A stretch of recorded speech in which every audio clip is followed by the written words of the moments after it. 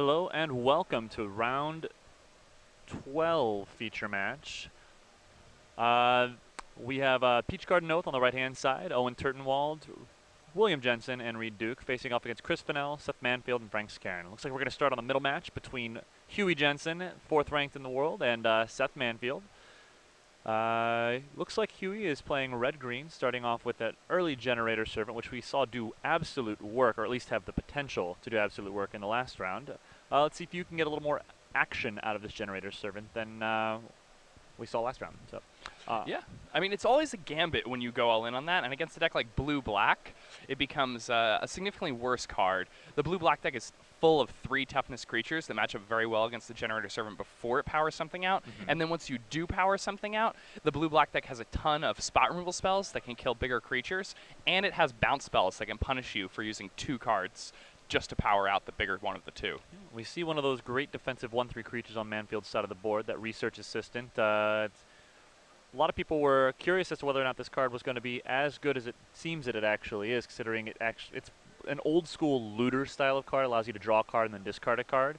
It's attached to a nice 1/3 body for 2, but it costs a significant investment of mana to actually use that looting ability.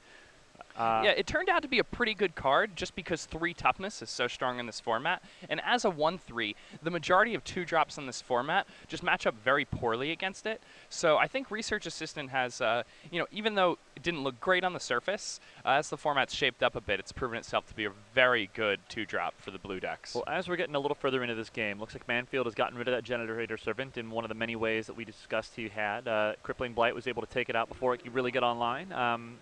Huey has a Krenko's Enforcer there, which is going to go effectively unblocked and undealt with for a good portion of the early part of this game. 2/2 Intimidate creature. And it's joined right now by a Thundering Giant, a 4/3 hasty creature. It's a nice big guy that's capable of getting up and over the toughness of that research assistant. So Seth's going to have to take that hit for 6 and drop to 12. Here we get to see that looting ability of the research assistant coming in handy. He's going to need to find some way to deal with what he's currently facing down, because he's only got a Welkin turn as a source of offense and doesn't play too well on defense against this aggressive ground-pounding attack that Huey has got going. Not at all. And, I mean, that's one of the things about cards like Thundering Giant. Even though a 4/3 body for 5 mana doesn't seem that tempting, I mean, the fact that it gets in the red zone right away, if your opponent is, tapping out, trying to use sorcery speed removal, it punishes them a lot. Huey Jensen really... with a great feel for the game, a lot of players, because of that Research Assistant attack on turn 3, might have feared something like Necrobite and not play the Thundering Giant that turn. But Huey able to sniff out what was actually going on and make the correct play there. It looks like Huey has one of the absolute best cards in the format in his hand right now, and we might see it get played here, and that is Cone of Flame. He does. He has one Cone of Flame in his deck. It's currently sitting in his hand, although he's going to obviously need an opportunity to get a little bit more maximum value out of that. Currently only 1 creature on Manfield's side of the table. He may not even need to use that Cone of Flame, which would be a great... Oh, well, he used it to kill the to kill the vampire and the Welkin turn. I mean, he got a nice 2-for-1 out of that. Also dealt 2 to Seth Manfield there. Just pretty awesome. I mean, it was Cone of Flame, pretty easily the best uncommon in this set. Oh, yeah. I don't even think it's close. Look down at his deck list for 2 seconds, and the board is completely changed. Yeah. It happens. It certainly does. Yeah, Huey's got a bunch of other really good stuff in his deck, though. He does have the one requisite Kurd Chieftain that you tend to see in these red-green decks, which can make late-game combat an absolute nightmare. He's got a pair of Scrapyard Mongols and a pretty reasonable artifact theme to go alongside them. A couple of Bronze Sables to fill out his curve, a Juggernaut to get that last punch in, and then Scuttling Doom Engine, which we've seen do some work so far this weekend. Yeah, that's one of my favorites. I actually got to write the preview column for Scuttling Doom Engine, which was an absolute delight because you can make tons of jokes about cuddling and scuttling and whatnot. Yeah, well, we see an, I was going to say we see an Obnixilis, but a Stoken Flames is going to actually end this before it really begins for Manfield. On the back foot the entire time behind the hasty and aggressive creatures on Huey's side of the table. First match has been finished in favor of Peach Garden now. Owen and Reid are still battling their matches. Looks like we're going to check in on Owen Turtenwald versus Chris Finel here. And assuming that's who this is, Owen has got a Sungrace Pegasus and a Kinsbale Skirmisher on his side to the Generator Servant and Altec Bloodseeker of Chris Fennell. Chris Finel with a lot of 1 toughness there. There are a lot of bad matchups for decks like this, but from the looks of it, he has a lot of cards that can clear the path for these cheap, aggressive creatures. We see a Crowd's Favor, an Inferno Fist, and a Lightning Strike in his graveyard, so it looks like he's already waded through quite a bit from Owen Turtenwald. But as he starts to run out of gas, I imagine that the more powerful cards from the green side of Owen's deck might start to become a problem for him. Yeah, I'm curious. Based on what I see, it looks like it's possible Finel might have mulliganed on this game. He's down to only 3 cards, and he has missed a couple of land drops. So it's kind of on the back foot from the get-go, it looks like. But yeah, Owen also only on 3 cards, though he does have 2 extra lands in play. Though Satyr Wayfinder likely providing some nice card advantage here, potentially trading with one of these 2/1s if it weren't for a card like Crowd's Favor, while also giving him an extra land in his hand. Yeah. So that Generator Servant might do some work for Finel, who looks like he's trapped on 3 lands. I think he has a 4th mountain in his hand, but I don't know what he's got to use for that mana. Let's take a look through his deck list really fast and see what kind of the bigger things that he might be able to pull out with this are. Well, right now, it's going to get on the attack, if nothing else. 2 points of damage is still 2 points of damage, and it's got the ability to trade off for either of Owen's creatures, assuming he doesn't have some sort of trick. Finel and his Generator Servants also have a Scuttling Doom Engine they could possibly move their way into. This is a very interesting deck because Finel has a mono red deck. Ooh, nice. Yeah, when you're able to get enough powerful cards in red or white, and that happens pretty often when you're playing a 12-pack sealed deck, then those decks become so powerful. The consistency in combination with the general power level of the cards, just so great here. And plus the ability to free up the complete use of the other 4 colors for the other 2 decks is a really beneficial thing for a team to have. Makes your decks in your card pool go much deeper. Definitely. All right, well, the Altec Bloodseeker goes ahead and trades off for the Kinsbale Skirmisher, but he goes ahead and replaces it with a, is it a Borderland Raider? Borderland Marauder. Marauder. Yes. Marauder, not Raider. Fair. But a Roaring Primadox comes down on Turtenwald's side of the table. He's going to have to do some tricks with returning stuff to his hand. He doesn't have any of the really particularly cool tricks. I'm sure he would have liked to keep that Kinsbale Skirmisher in place, so at least have something to go ahead and use that with. But considering he traded it off in combat, I'm sure that he's got an idea of how to use it. Finel's going to come across the table with a Thundering Giant. We saw that do work for Huey in the previous game. This is a 4-power attack and a 3-power attack, so he's attacking a 3-power creature into that Primadox. We see yet another Crowd's Favor to make sure that gets rid of it. That's a massive attack step, but Finel is out of gas. He has no cards in hand, 4 lands in play, and those are the only creatures he's got. Yeah, so at this point, this is what he has. And if Owen's hand is good enough to deal with Finel's board, then he's likely going to win this game. But a 4-3 guy plus a 3-2 attacker, that's quite the board when you're just sitting on a Sungrace Pegasus. And Chris Finel, the top of his library, is still very live. He is playing mono red. He can cast probably the majority of spells in his deck, especially now that that Thundering Giant is already in play. Well, he adds even more mana and a 1/1 creature to his side of the table with that Elvish Mystic. Do you think he blocks here, or do you just simply take that damage and drop to 4? I think you have to double block the Marauder here. Okay. At this point, you know, you're already ahead on cards. You're really just looking to give yourself enough opportunities to draw more threats, put more stuff on the table, try to trade away as aggressively as you possibly can. Okay. But from the looks of it, Owen, with only 2 forests in hand, he's going to take at least 1 more hit from this giant here. Yeah, it looks like in his deck, the number of answers that he's really got to the situation that he's in are relatively low. He's got a couple of Siege Worms, which are going to be able to go up and over the top. Although I don't know what he drew for this turn. I don't know if it's going to be possible. This hit for 4 just makes him pack up his cards. So that splits the first couple of games that we've seen, 1 to Huey Jensen and 1 to Chris Finel. Looks like Reid Duke is still in the midst of his first game against Frank Skarren, so we'll have to check in on that and see how it goes. Looks right now like Scarin's got the incredibly powerful Spirit Bonds in play, but he also has a Stab Wound slowly ticking down his life total, as well as an Accursed Spirit on Reid's side that's able to get him for 3 points of damage because Scarin is only playing green-white. Yeah, and I mean, that can end a game pretty quickly. A Cursed Spirit, one of the better threats against these non-black decks in the format, and it's actually very unlikely that you're going to be playing against a black opponent when you're playing Team Sealed, because you're usually not going to have more than one player on the opposing team who's in black, and it's also likely that a lot of people are going to be single-color decks. So, as it stands, just a Cursed Spirit, I think, stronger in Team Limited than it would normally be. That's fair. In regular draft.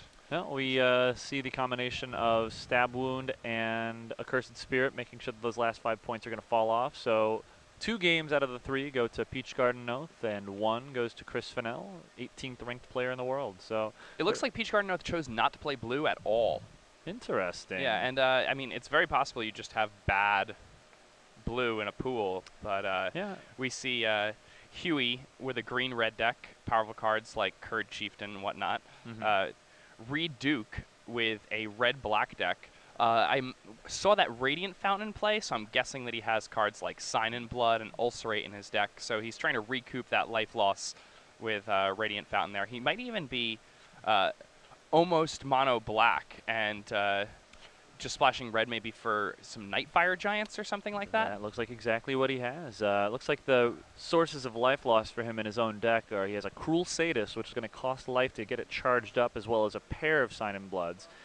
But he is playing basically black. He's got none of the red cards. All the red cards ended up in Chris Fennell's pool. He does have all of the blue cards, and it looks like there are some reasonable cards here that they didn't play, but it's nothing so strong, I guess, to put them in that. He is splashing red for the 2 activations, for 2 of the Nightfire Giants. So he's got the ability to make them big and activate them, and he's got a few mountains in his deck to make sure that that can happen. It also looks, though, yeah, I'm sorry. Oh, were you going to talk about the blue? I wasn't. I was actually going to mention it's interesting that he's got 2 Evolving Wilds that are actually in his sideboard not being played in order to fetch those mountains up. So, yeah, now, something that I really like about Reid's deck is that when he's playing against a deck, maybe green-black or something else that's able to grind up a lot of card advantage or put forth a big ground army, basically any green deck that's not also playing white, then he can sideboard into a deck that's actually blue-black. They gave him all of the blue cards for his sideboard, plus put the 2 Evolving Wilds in his sideboard. So here his sideboard is super live, and he can basically become a completely different deck when he's playing against the right opponent. Interesting. We'll have to see what he chooses to do in this matchup against Scarin's green-white deck. Back to our middle match, the first one to finish. We saw Huey Jensen take the first game over Seth Manfield. This game, things have started out with him again on the aggressive. His early Black Sable was met by a Crippling Blight, one of the many ways to kill off those 1-toughness creatures.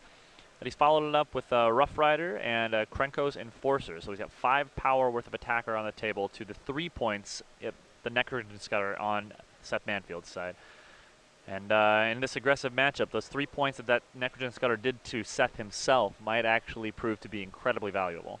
Definitely. I mean, Necrogen Scudder is one of the best uncommons in this set, but the life loss is a pretty big problem when you're playing against some of these more aggressive builds. And when you're playing Team Sealed, it's not that hard for everybody to have a good curve. And when everybody has a good curve, suddenly the card becomes slightly weaker. So I wouldn't be surprised if Necrogen Scudder was a little less powerful in Team Sealed than it is in a normal limited format with M15. Well, Huey offers the trade-off, sending the Rough Riders away to make sure they take down that Lynx, and then he follows it up with a Scrapyard Mongrel, which is going to be large and in charge thanks to that indestructible Darksteel Citadel in his land slot. Yeah, that's a nice little interaction that's happening in Huey's deck here. Well, that is one of 2 Scrapyard Mongrels in Jensen's deck. 5/3 Trampler when you have an artifact in play, which right now, considering he's on the offense, it's going to be incredibly powerful. Hiding in his hand, waiting for a 5th mana, is one of his trio of Thundering Giants, too. So that's going to be a 5 or 4 points basically out of nowhere.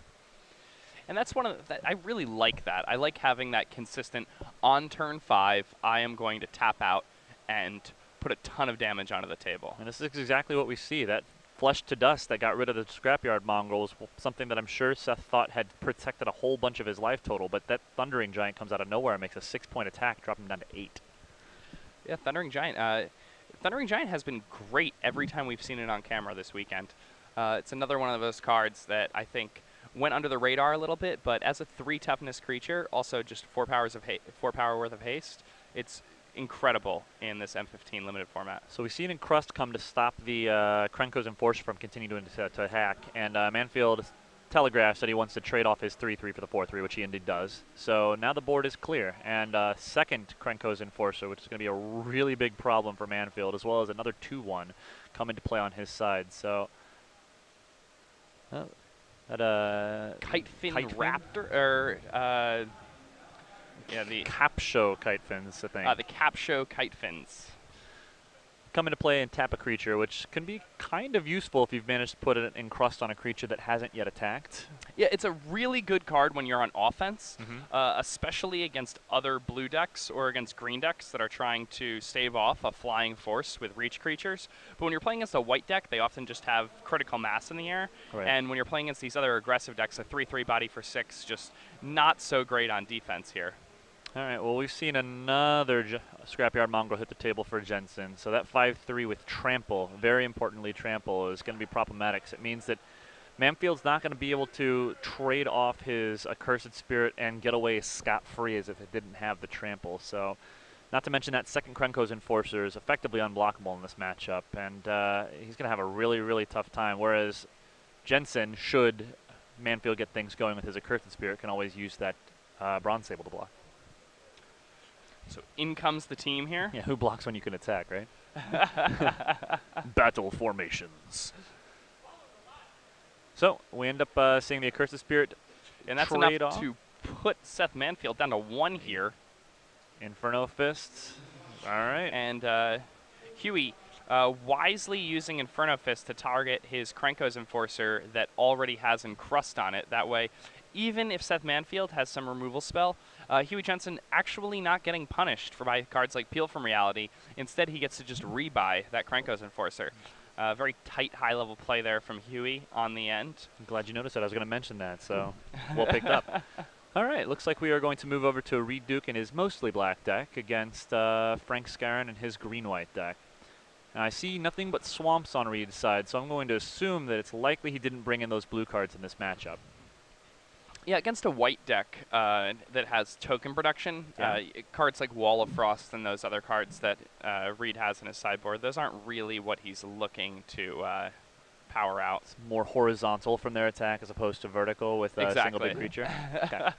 So right now we're looking at Scarin's side of the board, which is a fairly solid curve. I mean, Loyal Cathar into Sungrace Pegasus, into Living Totem, into Invasive Species.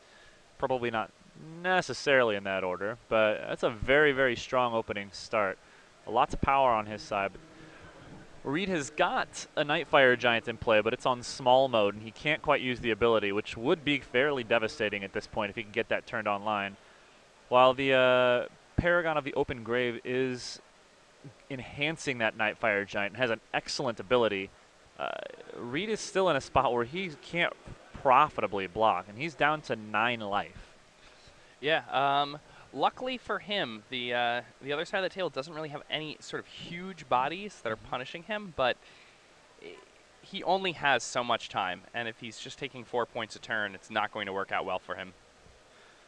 Well, he does have a few removal spells to try to make sure that he gets out of this all right. The green-white seems like an excellent place for the 2 Fester Glooms he's got in his hand, or in his deck. I'm not sure right now they're, well, speaking of the devil, wow, that's like I saw that coming.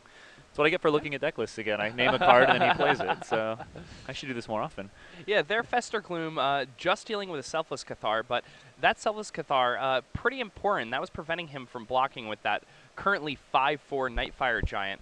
And now Frank Scarin is only able to attack with Sungrace Pegasus, and the Invasive Species no longer able to attack into a board involving a 5-4 body. All right, Seraph of the Masses, another of the big Convoke cards in this green-white archetype, comes down, hits a table as a 4-4. A 4-4 flyer, when Reid has no answers to flyers on the board currently, is going to be a big problem. He has one copy of Flesh to Dust in his deck that is going to be able to make sure that he can at least get rid of it, but he's going to have to draw that. And that Radiant Fountain, giving him, an extra 2 turns if it was still only just the Sungrace Pegasus attacking. Now there is the Seraph of the Masses on the other side of the table. And Reid's going to need to find an answer to that if he doesn't want to die in the very near future. Well, he has 2 copies of Covenant of Blood, 1 copy of the Flesh to Dust. He ironically has the incredibly expensive In Garrick's Wake in Reid's sideboard. So we'll see if he managed to bring that in. I can't imagine that he would, although the green-white deck is known for having a tremendously large number of creatures in play, so it's possible that bringing in that one-sided Wrath of God is not a terrible idea. Yeah, I mean, if he's planning on turtling up, and if he's going to be actually playing like something like, you know, an 18th land post board, then I wouldn't be surprised if we brought it in that in Garrick's Wake. But those 2 flyers are doing massive work. With the number of creatures on Scarin's side of the table, that Seraph of the Masses has jumped up to a massive 6/6. Yeah, now Covenant of Blood no longer an option here. He's going to need something like Flesh to Dust if he wants to deal with this. How many copies of Flesh to Dust are in Reid's deck? Just 1, and even with the Flesh to Dust, it looks like Scarin's got enough creatures on the table that he can kill that Seraph of the Masses, and Scarin would still be able to attack for lethal. Yeah. At 3 life, Duke is in some serious trouble. And not looking good for Reid in this game, too. Luckily for him, he won the first game of the match and might still be able to pull this one out. This match, some incredible talent here. Seth Manfield, one of the great limited minds in the world. Chris Fennell, one of the our current top 25 players, recently took the bar, a new lawyer. Frank Skarren, with a lot of Grand Prix success. And on the other side of the table, the players that finished 2nd, 3rd, and 4th in the Player of the Year race. Yeah. So that's reasonable. Acceptable, yeah. It's really cool when we get these feature matches between multiple teams with numbers in front of their names. So. Yeah. Like, there are only 25 of those people in the world, and here are 4 of them sitting at the same table. So yet another of Duke's Banes. Should he even somehow manage to survive this attack? This is a 3rd flying creature, and yeah, didn't think so. Duke's deck is really, really well set up to deal with ground creatures, but flyers are a major problem for him. Like, he just doesn't have very many options in black other than the straight removal cards that he's got. And cards like Festergloom, which are great against the big bombs like Triplicate Spirits, they just pale in comparison against the larger creatures that the green deck seems to have, at least on Scarin's side. Be interested to see how this match plays out. It doesn't look on paper like it's really in Reid's favor, but I can definitely see some lines he can put together where he can come ahead. Obviously, it worked in the first game for him. And it looks like Owen Turtenwald and Chris Finel have finished up their games. They're looking at their decks right now, so it would not surprise me to see that Owen Turtenwald had pulled out Game 2 and that they were going to Game 3. This is when things get fun for me. Like, one player has finished their match, the other ones are up against the wall. Yeah, perfectly evened up. Who's going to win first? Who draws first blood? Yeah, so Finel and Scarin, with their backs against the wall here, they both need to win this final game if they're going to take the match. Whereas Owen and Reid both have a little bit of breathing room. You know, if either teammate is able to win the final game, they could still get there. Yeah, and this is a kind of a reverse mirror matchup in these 2 matches that we've got still left to play. Owen Turtenwald is playing a green-white deck that's got a lot of Convoke in it, very similar to the deck that Frank Scarin has on the opposite corner of the table. While Reid is playing the mono-black deck that we've been talking about, splashing just for the Nightfire Giant activated ability, unless he decides he wants to bring in the blue cards he has in his sideboard. While Chris Finel is playing mono-red. He has no other colors cards in his sideboards. I guess he does. They did give him a few of the red cards, or sorry, a few of the blue cards. He's got Aeronaut Tinkers, a Glacial Crasher, a couple Appeals from Reality. I can't imagine him wanting to bring those in right now, but the mono-red deck versus green-white against the mono-black deck versus green-white. Which of those 2 do you think has the edge? I think the green-white deck definitely has an edge against the mono-red deck here. I actually wouldn't be surprised to see the blue cards come in, although those might just be for coral barriers. The thing is that Finel's deck has a lot of 1 toughness, 2 casting cost creatures that match up very poorly against things like Satyr Wayfinder and Coral Barrier. So in those matchups, he's probably going to want to side in this blue so that he can upgrade those 2 1s into 2 3s. So his creatures just match up better against his opponents. Then that also lets him bring in Glacial Crasher and Double Peel from Reality. And those same matchups where you would want those 2 3s instead of your 2 1s would be the same matchups where you would want Peel from Reality. So suddenly, his deck really makes sense. I really like this sideboard that they've put together for Fennell because in a lot of different matchups it's going to be really powerful. I don't think he's going to make the change, though. I think the red deck with 15 land, when it's on the play, it's extremely powerful.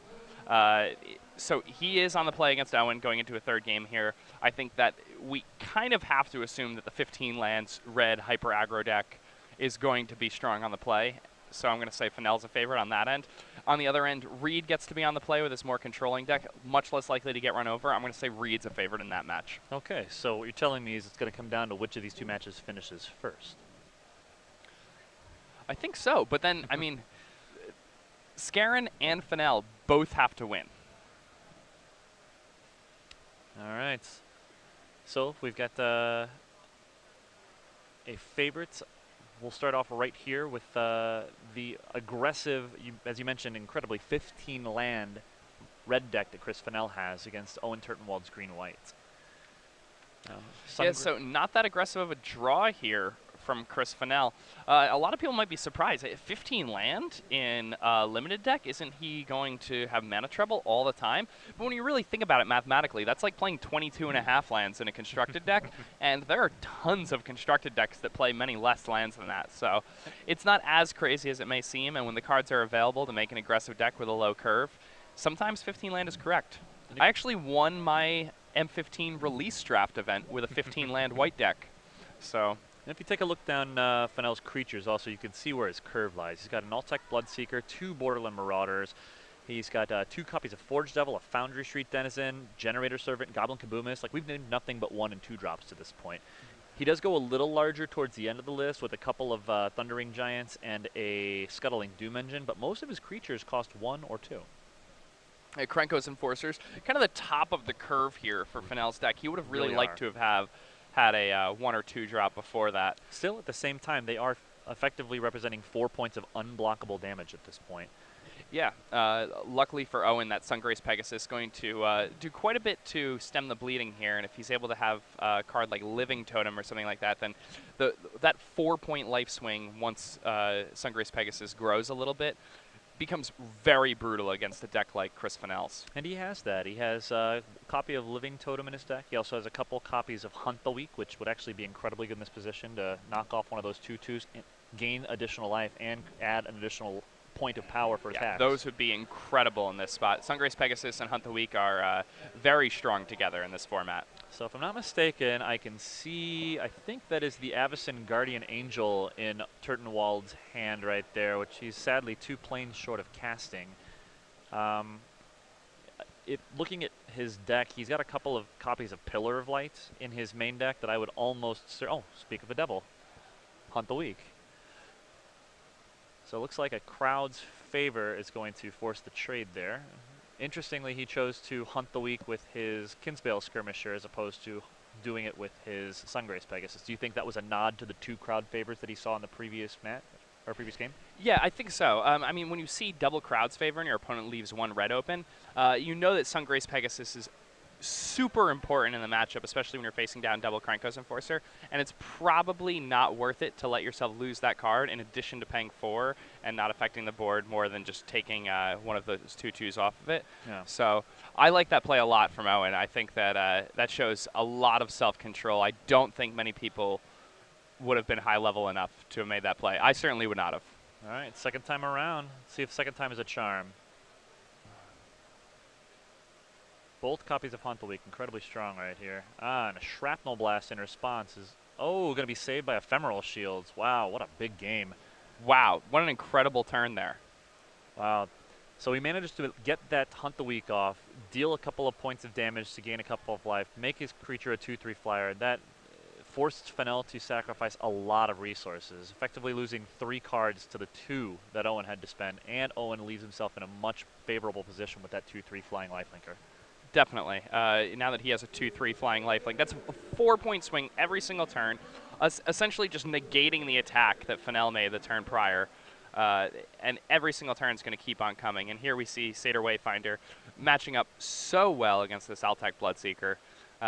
And, you know, that's the danger of 2/1s in M15 Limited. Yep.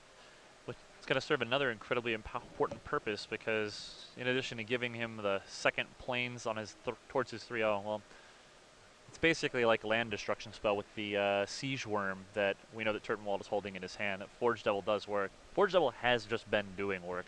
I was told a story yesterday in Chris Fennell's deck. He had so many creatures that just died to the 1 point of damage from Forge Devil. He sided something like 11 or 12 creatures out of his deck just simply because of respect for his opponent's 2 or 3 copies of the card. And I think that's completely reasonable. Again, I think that's probably why his sideboard has the option of these 2/3s to side in over the 2/1s that are in his main deck. All right, so it looks like a 4th land from Finel.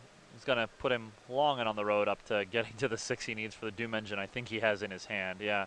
But he's still off. He's got a Doom Engine and a Thundering Giant, I think, is the remaining 2 cards in his hand. So he's still 1 mana off casting even the least expensive of them.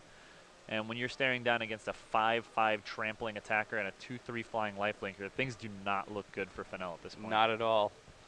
Essentially a Vampire Nighthawk there without Death Touch, and a Siege Worm pounding its way into the red zone here. Chris Fennell tapped out, no options, has to take the damage.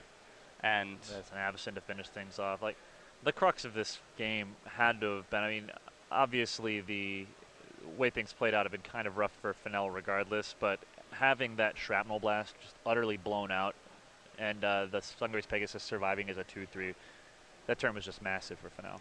Yeah, that was the turning point of this game for sure.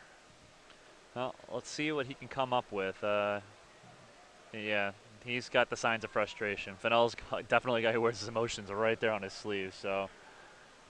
All right, 2 points of damage comes in. Turtenwald's not going to do anything ridiculous like, you know, lose his Avacyn for absolutely no reason. Yeah, and Fennell goes ahead and scoops it up. So that gives the match to Owen Turtenwald and the match for the team as a whole to Peach Garden Owen.